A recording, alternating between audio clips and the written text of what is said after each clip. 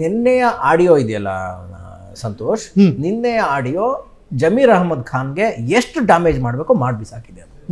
Clear ಆಗಿ ಹೇಳ್ತಾ ಇದ್ದಾರೆ ಅವರು, ಯಾಕೆ ಓಟ್ ಹಾಕ್ಬಾರ್ದು ಅವ್ರಿಗೆ, ನೀವೇನು ಮಾಡಬೇಕು ಅಂತ ಕ್ಲಿಯರ್ ಆಗಿ ಹೇಳ್ತಾ ಇದ್ದಾರೆ. ಇದನ್ನ ತುಂಬ ಪ್ಲಾನ್ಡ್ ಆಗಿ ಜಮೀರ್ ಅವರ ಕೆರಿಯರ್ನ ಫಿನಿಶ್ ಮಾಡಬೇಕು ಅಂತಾನೆ ಅವರ ವಿರೋಧಿ ಪಾಳ್ಯ, ಕಾಂಗ್ರೆಸ್ನಲ್ಲೇ ಇರುವ ಅವರ ವಿರೋಧಿ ಪಾಳ್ಯ ನಿನ್ನೆ ಬಿಟ್ಟು ಅವ್ರನ್ನ ಆಲ್ರೆಡಿ ಫಿನಿಶ್ ಮಾಡಿ ಆಗೋಗಿದೆ. ಹಾಗಾಗಿ ಈ ಲಿಸ್ಟಲ್ಲಿ ಅವ್ರ ಹೆಸರಿಲ್ಲ. ಬಹುಶಃ ಇದ್ದಿದ್ರು ಕೂಡ ಅವ್ರ ಈ ಆಡಿಯೋ ಬರದೇ ಇದ್ರೂ ಕೂಡ ಅವ್ರ ಹೆಸರು ಇರುತ್ತೆ ಅಂತ ನನಗೇನು ಇರ್ತಿತ್ತು ಅಂತ ನನಗೇನು ಅನಿಸ್ತಾ ಇರಲಿಲ್ಲ. ವೈ ಬಿಕಾಸ್ DK ಅವ್ರನ್ನ ವಾಚಾಮಗೋಚರವಾಗಿ ಬೈದ ಹೆಗ್ಗಳಿಕೆ ಹಿರಿಮೆ ಯಾರೋ ಜಮೀರ್ ಅವರು ಬಾಯಿಗೆ ಬಂದ ಹಾಗೆ ಕೇವಲವಾಗಿ ಮಾತಾಡಿ ಇತ್ತು. ಅದು DK ಮನಸ್ಸಲ್ಲಿ ಉಳಿದಿದೆ. ಹಾಗಾಗಿ ತಮ್ಮನ್ನು ಕೇವಲವಾಗಿ ನಾಯಿ ನರಿ ಅಂತ ಬೈದವ್ರನ್ನ ತನ್ನ ಸಂಪುಟದಲ್ಲಿ ಕೂತು ಏನೋ ಎಲ್ಲ ಸೌಲಭ್ಯ ಕೊಡೋಕ್ಕೆ DK ಅವರು ಏನೋ ಸಂತ್ರಲ್ಲ, ಚೇಳು ಕೈಲಿ ಕಚ್ಚಿಸ್ಕೊಂಡ್ರು ವಾಪಸ್ ಚೇಳನ್ನು ಎತ್ತು ಬಿಡುವಂತ ಏನಲ್ಲ. ಕಿವಿಯಲ್ಲಿ ಹೂವನ್ನು ಇಟ್ಕೊಂಡಿಲ್ಲ, ಕಿವಿಯಲ್ಲಿ ಅವರು ಹೂವನ್ನು ಕೂಡ ಇಟ್ಕೊಂಡಿಲ್ಲ. ಆಮೇಲೆ ಈ ಫೋಟೋದಲ್ಲಿ ನನಗೆ ಅನಿಸ್ತಾ ಇರೋದು, ಜಮೀರು ಇವ್ರ ಹತ್ರ ಬಂದಿಲ್ಲ, ಕೇಳಕ್ಕೂ ಬಂದಿಲ್ಲ, DK ಸುರೇಶ್ ಅಲ್ಲಿ ಹೋಗಿದ್ದಾರೆ. ನನಗನ್ಸುತ್ತೆ ಸರ್, DK ಸುರೇಶ್ ಅವರು ಸೂಪರ್ CM. ಈಗ DK ಅವರು ಅವ್ರಿಗೆ ಒಂದು ಕೂತ್ಕೋಬೇಕಿತ್ತು, ಕರ್ನಾಟಕದ ಮುಖ್ಯಮಂತ್ರಿ ಅನ್ನುವ ಇತಿಹಾಸ ಸೃಷ್ಟಿ ಮಾಡಬೇಕಿತ್ತು, ಮಾಡಾಗಿದ್ದಾರೆ.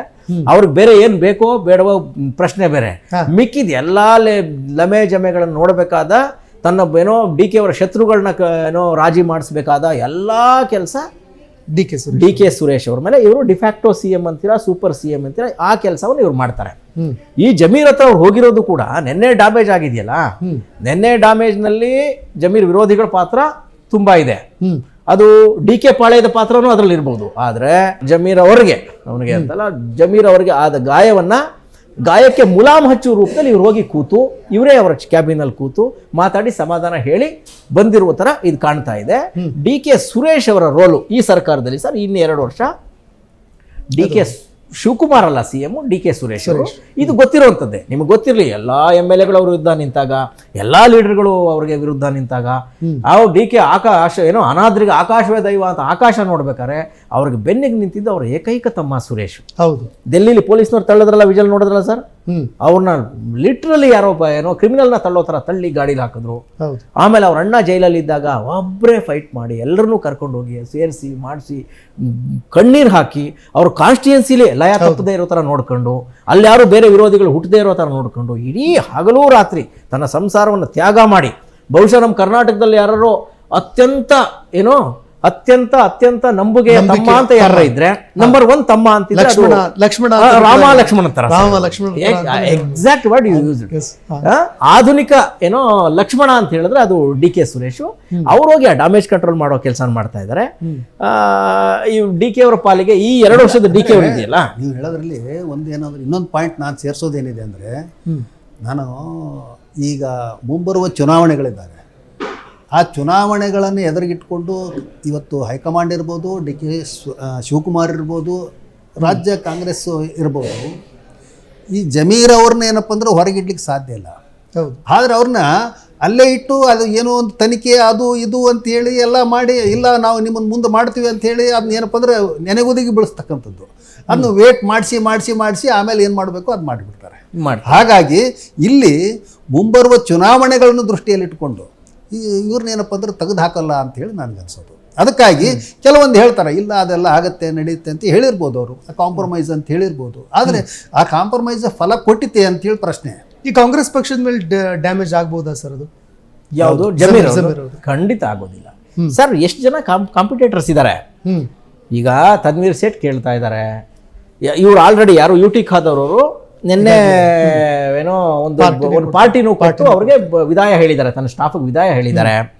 ಈ ಕಡೆ ಹ್ಯಾರಿಸ್ ಅವರು ಇಡೀ ಶಾಂತಿನಗರ, ಕೋರ್ಬಂಗ್ಲಾ, ಬ್ರಿಗೇಡ್ ರೋಡು, MG ರೋಡಲ್ಲಿ DK ಅವ್ರ ಫೋಟೋ ಹಾಕೊಂಡು ಕಳೆದ 6 ತಿಂಗಳಲ್ಲ 2 ವರ್ಷದಿಂದನೂ ಅವ್ರ ಫೋಟೋ ಹಾಕೊಂಡು ನಾನು ಆಸ್ಪಿರೆಂಟ್ ಅಂತ ಅವರು ಹಾಕೊಂಡು ಕೂತಿದ್ದಾರೆ. ಹಾಗಾಗಿ DK ಅವ್ರಿಗೆ ತುಂಬ ಜನ ಮುಸ್ಲಿಂ ಲೀಡರ್ಗಳು, ಈಗೇನು ಆಸ್ಪಿರೆಂಟ್ಗಳಿದಲ್ಲ ಅಷ್ಟೂ ಮುಸ್ಲಿಂ ಲೀಡರ್ಗಳು DK ಪಾಲ್ಗೆ ಸೇರಾಗಿದೆ. ಹಾಗಾಗಿ ಇದೇನು ಮ್ಯಾಟ್ರೇ ಆಗೋದಿಲ್ಲ. ಅಲ್ಲ, ನನ್ನ ಒಂದು ಲೆಕ್ಕಾಚಾರದಲ್ಲಿ ಇವರೆಲ್ಲರೂ ಏನಿದಾರಲ್ಲ, ಸಲೀಂ ಅವರು ಇರ್ಬೋದು, ಮತ್ತು ಉಳಿದಂಥ ಮುಸ್ಲಿಂ ಹ್ಯಾರಿಸ್ ಅವರು ಅಲ್ಲ, ಆಯಾ ಕ್ಷೇತ್ರಕ್ಕೆ ಸೀಮಿತಪಟ್ಟಿರ್ತಕ್ಕಂಥವ್ರು. ಒಂದು ಅಲ್ಲಿ ಸೀಮಿತವಾಗಿ ಏನಪ್ಪ ಅಂದ್ರೆ ಮುಸ್ಲಿಂ ಸಮುದಾಯದ ಮೇಲೆ ಏನಪ್ಪ ಅಂದರೆ ಒಂದು ಪ್ರಭಾವ ಇಟ್ಕೊಂಡಿರ್ತಕ್ಕಂಥವ್ರು. ಇವರು ಹೆಚ್ಚಿನ ಮಟ್ಟದಲ್ಲಿ ಏನಪ್ಪ ಅಂತಾರಪ್ಪ ಅಂದರೆ ಒಂದು ಪ್ರಭಾವ ಇಟ್ಕೊಂಡಿದ್ದಾರೆ ಬೆಂಗಳೂರು ಇದ್ರೊಳಗಡೆನೆ ಅಂತಕ್ಕಂಥದ್ದು. ಹೀಗೆ ಆಮೇಲೆ ಕೇರಳಕ್ಕೂ ಏನಪ್ಪ ಅಂದರೆ ಇವ್ರನ್ನ ಏನಪ್ಪ ಅಂದ್ರೆ ಕರೆಸಿ ಸ್ಪೀಚ್ ಮಾಡಿಸಿದ್ರು ಅಲ್ಲಿ. ಹೌದು, ಅಲ್ಲಿ ಎಲ್ಲ ಇವರು ಹೋಗಿ ಸ್ಪೀಚ್ ಮಾಡಿದ ಕಡೆಗೆಲ್ಲ ನಾವು ಏನಪ್ಪ ಅಂದ್ರೆ ಮುಸ್ಲಿಂ ಕ್ಯಾಂಡಿಡೇಟ್ ಗೆದ್ದಿದ್ದಾರೆ ಅಂತೇಳಿ ಇವರೊಂದು ಕ್ಲೇಮ್ ಮಾಡಿಕೊಂಡ್ರು. ಹಿನ್ನೆಲೆಯಲ್ಲಿ ನೋಡಿದ್ರೆ ಅಂತಂದರೆ ಇವ್ರನ್ನವ್ರೆ ಯಾಕೆ ಬಿಡಬೇಕು, ಬಿಟ್ಟರೆ ಇಮಿಡಿಯೇಟ್ಲಿ ಏನಪ್ಪ ಅಂದ್ರೆ ಹೋಗಪ್ಪ ನೀನು ಕುಮಾರಸ್ವಾಮಿ ಹತ್ರ ಅಂತೇಳಿ ಹೇಳ್ದಂಗೆ ಆಗುತ್ತೆ, ಅಲ್ಲಿ ಹೋಗಿ ಕಳಿಸ್ಬಾರ್ದು ಅಂತಕ್ಕಂಥ ಒಂದು ಸ್ಟ್ರಾಟಜಿನೂ ಇರ್ಬೋದು. ಓಕೆ, ಈಗ ಶಾಸಕ SR ವಿಶ್ವನಾಥ್ ಅವರನ್ನ ಬಿಟ್ಟು ಸುದ್ದಿಗೋಷ್ಠಿ ಮಾಡೋದಕ್ಕೆ ಬಂದ್ರು ಅನ್ನೋ ಕಾರಣಕ್ಕೋಸ್ಕರ ಸಂಸದ ಡಾಕ್ಟರ್ ಕೆ ಸುಧಾಕರ್ ಅವರನ್ನ ಬಿಜೆಪಿ ಕಾರ್ಯಕರ್ತರು ಇವತ್ತು ತರಾಟೆಗೆ ತೆಗೆದುಕೊಂಡ್ರು. ಸಂಸದ ಡಾಕ್ಟರ್ ಕೆ ಸುಧಾಕರ್ ಸಂಗಡಿಗರು ಮತ್ತು ಯಲಹಂಕ ಶಾಸಕ SR ವಿಶ್ವನಾಥ್ ಅವರ ಬೆಂಬಲಿಗರ ನಡುವೆ ವಾಗ್ವಾದ ಕೂಡ ನಡೀತು. ಕೆಲವು ಕಾಲಗಳವರೆಗೆ ಬಿಗುವಿನ ವಾತಾವರಣ ನಿರ್ಮಾಣ ಆಗಿತ್ತು. ಸಂಸದರ ಮುಂದೆನೇ ವಾಗ್ವಾದ ನಡೆದಿದ್ದು ಪೊಲೀಸರ ಮಧ್ಯಪ್ರವೇಶ ಬಳಿಕ ಪರಿಸ್ಥಿತಿ ತಿಳಿಯಾಗಿದೆ. ಯಲಹಂಕದಲ್ಲಿ ವಿಶ್ವನಾಥ್ ವಿರುದ್ಧ ಬಮೂಲ್ ನಿರ್ದೇಶಕ ಕಡತನಮಲೆ ಸತೀಶ್ ಅವರನ್ನ ಪರ್ಯಾಯ ನಾಯಕನಾಗಿ ಬೆಳೆಸೋದಕ್ಕೆ ಹೊರಟಿರುವಂತಹ ಆರೋಪ ಮಾಡಲಾಗ್ತಾ ಇದೆ. ಕಳೆದ ಲೋಕಸಭಾ ಚುನಾವಣೆಯಿಂದಲೂ ಕೂಡ ಶಾಸಕರು ಮತ್ತು ಸಂಸದರ ನಡುವೆ ಇದು ಶೀತಲ ಸಮರ ನಡೀತಾ ಇದೆ. ಚಿಕ್ಕಬಳ್ಳಾಪುರ ಲೋಕಸಭಾ ಕ್ಷೇತ್ರದಲ್ಲಿ SR ವಿಶ್ವನಾಥ್ ಅವರು ತಮ್ಮ ಮಗನಿಗೆ ಟಿಕೆಟ್ ಕೇಳಿದ್ರು, ಆದರೆ ಸುಧಾಕರ್ ಬಿಜೆಪಿ ಟಿಕೆಟ್ ಗಿಟ್ಟಿಸುವಲ್ಲಿ ಯಶಸ್ವಿ ಆಗಿದ್ರು. ಸರಿಗ